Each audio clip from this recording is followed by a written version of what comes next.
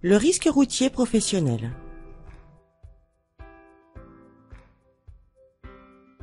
Trop souvent sous-estimé, le risque routier est un risque professionnel majeur. Il s'agit de la première cause de décès au travail. Près de la moitié des accidents mortels du travail des salariés sont les accidents de la route. La conduite pour le travail expose également à de nombreux autres risques, physiques, posturaux, chimiques ou psychosociaux. Chaque année, plus de 400 salariés sont tués dans des accidents de trajet ou de mission. C'est dire tout le poids social et économique des accidents routiers professionnels. Leur réduction constitue en conséquence un enjeu essentiel. Il est important de prendre en compte les deux types de déplacements. La mission est un déplacement nécessaire à l'exécution du travail. Le trajet est quant à lui un déplacement entre le domicile et le lieu de travail ou entre le lieu de travail et le lieu de restauration. De nombreux salariés passent une grande partie de la journée au volant de leur véhicule. Ils sont, du fait de leur activité, exposés aux risques routiers professionnels. Ainsi, un salarié sur la route est un salarié au travail.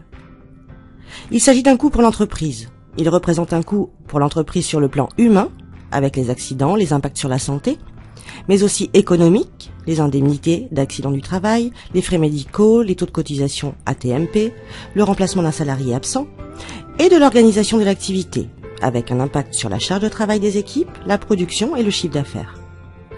Comme tous les risques professionnels, le risque routier doit être évalué dans le cadre du document unique.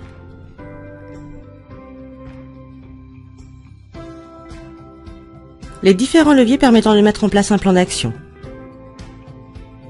Organiser ses déplacements. C'est agir efficacement en amont sur les causes potentielles d'accidents routiers. La priorité est de réduire le nombre et la fréquence des déplacements pour diminuer l'exposition au risque. Il faut par exemple pour cela privilégier des solutions techniques telles que l'audioconférence, la visioconférence, Internet et intranet.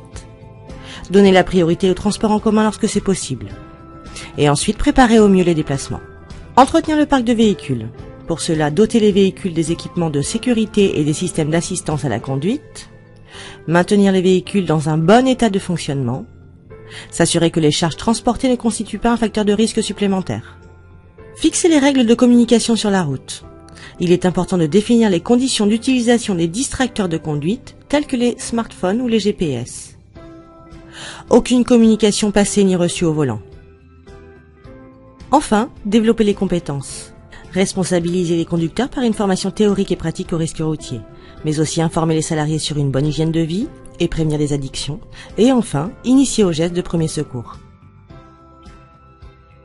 Prévenir le risque routier professionnel contribue donc à l'amélioration des conditions de travail, mais aussi à la santé et à la sécurité des équipes, et enfin, à la performance globale de l'entreprise.